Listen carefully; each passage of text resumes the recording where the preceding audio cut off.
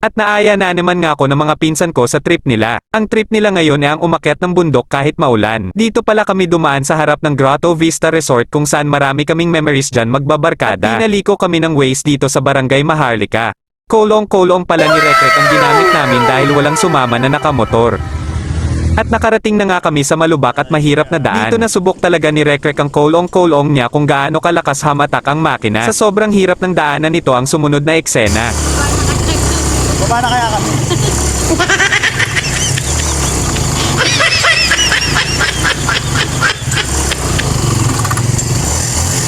kami. At dahil nahirapan na talaga ang motor, napilitan na din akong bumaba at maglakad. Mabuti pa si Ate Arian may jowa na kasama at nakaangkas lang siya. Sana all nakamotor. Putang ko doon. Gusto kong bumalik Gabi. Uy, nakapunta!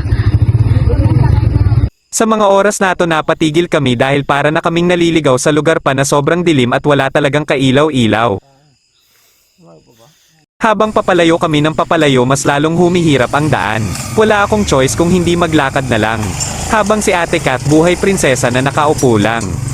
Buti na lang may dumaan na lalaking nakamotor at sinabay na kami at tinuro ang tamang daan. At nakarating na kami pero umpisa pa lang pala ito ng kalbaryo namin. Dito lang pala namin ay papark ang mga motor at pinapili na kami kung saan kami magka-camping. May bayad ang pagpark 30 pesos ang motor at 40 pesos naman ang kolong-kolong namin. At pinakuha na din kami ng tour guide para sa pag-akyat 350 ang bayad sa tour guide. Si Kuya ang napili namin tour guide, mukha naman siyang mabuting tao. Paano masabi? Inumpisahan na namin ang paglakad paakyat ng bundok. Nagpaanak agad si Rekrek halatang sanay na sanay. Naglalakad kami ngayon. Pupunta dun sa campsite. Tangin ang trip nyo to ah. Hindi ko talaga gusto to ah. Hindi ko rin babat nasama ako dito.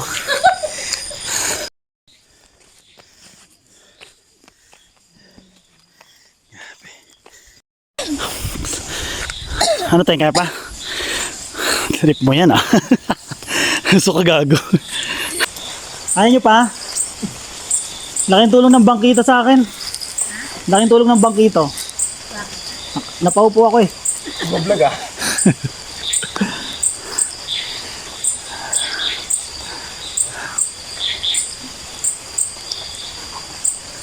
Ano? Trip nyo to eh. Ay na kami, nayaya lang din kami dito. Yun nyo, hirap nyo mag-trip.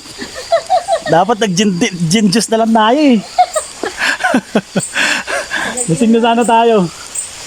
Mula na guys. Grabe, ang taas. Piniril ko na yung pagiging babae ko.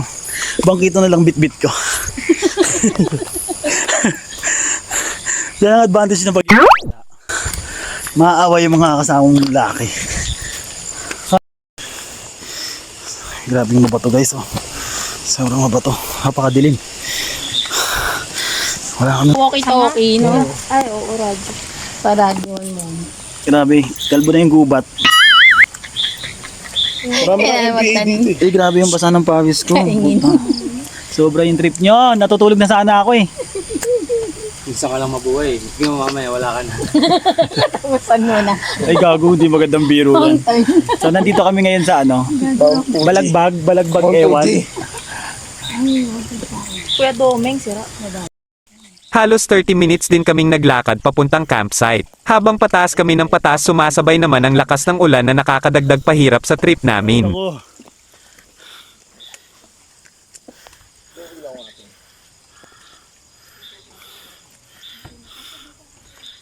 Nyari. Sugatan ka? Hindi, bada ka.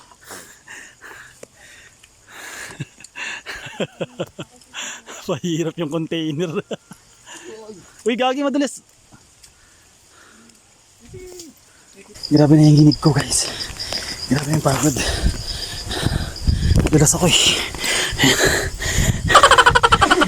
Hindi biro. Napaka-challenging.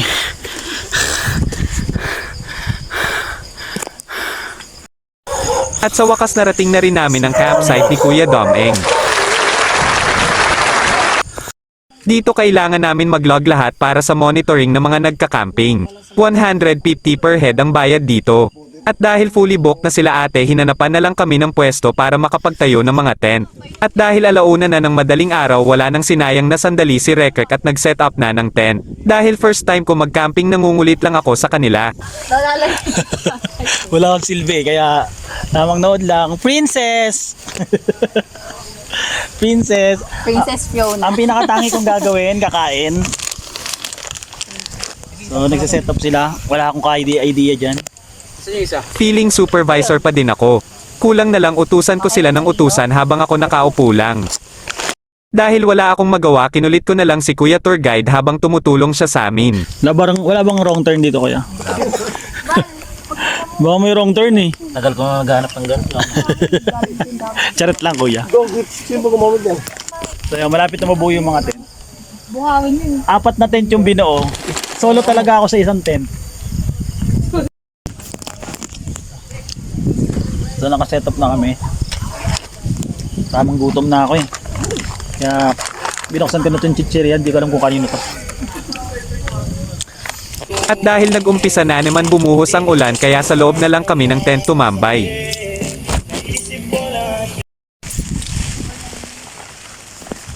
Yogi, umuulan.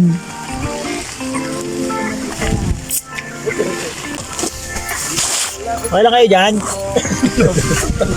Lamig, gagi. Tirek, ikaw, papaulang ka?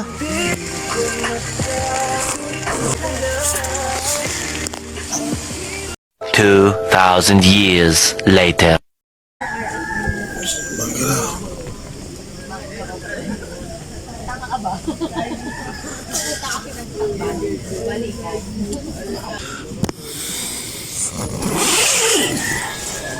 Kaya tayo!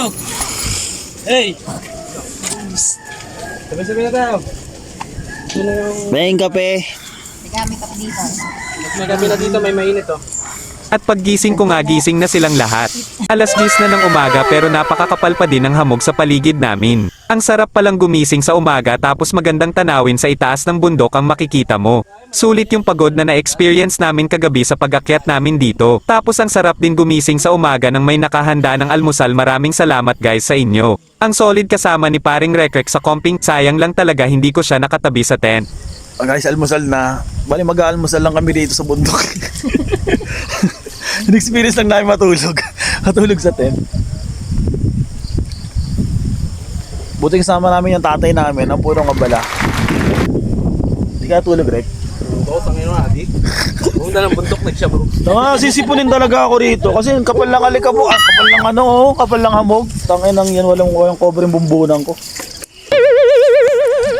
At nag-umpisa na nga kaming kumain ng simpleng almusal at ninanamnam namin ang lamig at ganda ng tanawin habang kumakain. Kahit aso, inaasab ka. Ang dami. Apat yung tent ko pa. Ganda ng view. Wow, mali. Kung ano nyo, kagabi pa kayo guys yun. Sinama nyo ako rito para may makita kayo magandang view ah.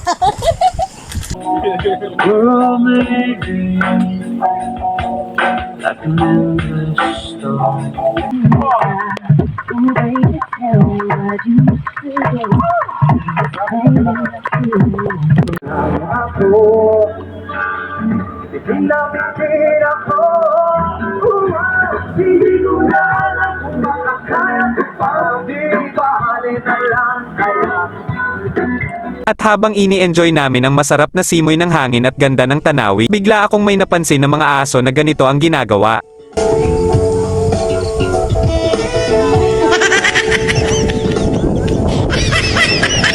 Buti pa yung aso, may ka-love making ako, single na ata forever. Dahil sa sobrang lamig kahit tanghali na, hindi na namin natiis na hindi bumili ng inumin magpapainit sa mga katawan namin. Sobrang effort ni Rekrek kahit malayo ang tindahan ng alak at kailangan pang bumaba ng bundok, nakabili pa din siya ng isang mojito at soft drink para sa amin. At pagkaubos namin ng isang bote ng mojito, nag-umpisa ng magluto si Rekrek ng tanghalian namin. Namitas siya ng talbos sa paligid at hinalo niya sa sardines na dala niya. Napaka-madiskarte ni Rekrek at masarap kasama sa ganitong sitwasyon. Iba talaga pag unggoy, sanay talaga sa kabundukan. At hinanda na nga ng unggoy ay este ni Rekrek ang pangtanghalian namin. Hindi talaga kami handa sa trip namin na ito, kaya kung ano na lang ang madaling madala, yun na lang ang nadala na pagkain. Ngayon lang ulit ako makakakain ng talbos, mukhang masarap ang luto ng unggoy. Gusto kami kumain. Solid. Solid yung talbos dito. Ginaluan lang ng sardinas. Ito yung punong abala namin, oh. Going back to the corner. Ang ganda pala ng boses ni ating Arian pag nasa taas ng bundok. Nagpahinga lang kami ng 1 oras pagkatapos namin kumain ng tanghalian ay nagligpit na kami ng mga tent. Kailangan din namin kasing makababa ng maaga dahil baka umulan. Syempre ako wala na naman ginawang pagtulong sa kanila dahil nga ako ang tiga video sa trip kong pagbablog. Mag-aalas 2 ng tanghali nag-umpisa na kaming maglakad pababa ng bundok. Dumaan kami sa pool para maghugas ng paa. Hindi ko akalain ganito pala kaganda ang view sa pool nila. Wala kasing naglakas loob maligo sa amin dahil sa sobrang lamig naman talaga. At habang papalabas kami sa campsite ni Kuya Doming hinahanda ko na ang lakas ng aking paa dahil mapapalaban na naman kami sa mahirap at nakakapagod na lockeran. Kasi madulas. Ba't sina kami guys? Wala mo isa mat. Thank you, Lord! Thank you for sunshine. Thank you for rain. Thank you for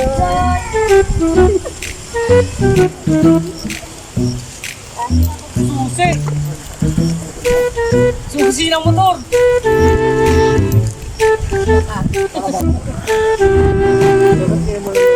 mamaya na inisip yan.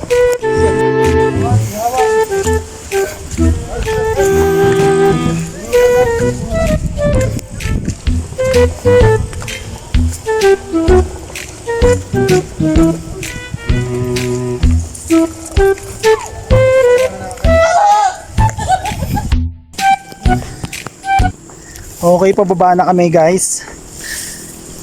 Yung mga hindi namin nakita kagabi, nakita na namin ngayon. Kagabi yung pahirap na container. Ngayon pwede mo nang ibato yan eh. Pagulungin mo, yari ka kay mama ko. Yari nga pala tayo. Pababa.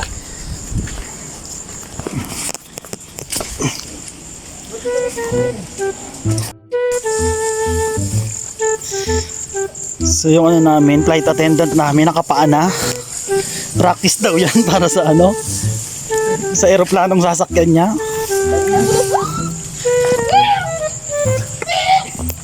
Ano ba? Dagdag dulas sa tangina. Challenge. Kanina ka pa rito ba? Paduro, bawi siya. Yung tour guide natin oh, nauna na. What? Ano lang yung service sa ano? Barangay? Oo. Okay, ingat kayo. Thank you pa.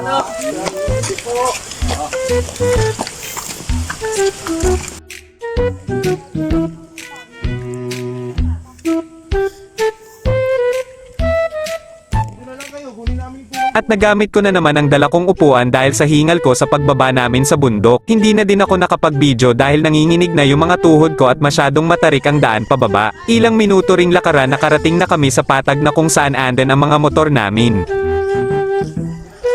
Dahan-dahan ang hinanda ni paring Rekrek ang kolong-kolong niyang pangmalakasan. Ramdam na ramdam ko yung pakiramdam ng kalderong pangtinda niya ng pares mami pag nakasakay ako dyan. Nagready na din ang motor sila Ate Arian at Bentong. Uwi na. Kano pa naman yun? Ha? Original ba niya? Oo. Kano yun? Maliit nga lang na. At dito na magtatapos ang kalokohan ito. May isang bagay akong natutunan, isang patunay lang na kahit gaano kahirap ang pagdaanan natin sa buhay, may maganda pa din nag-aantay sa atin sa dulo. Maraming salamat po sa panunood.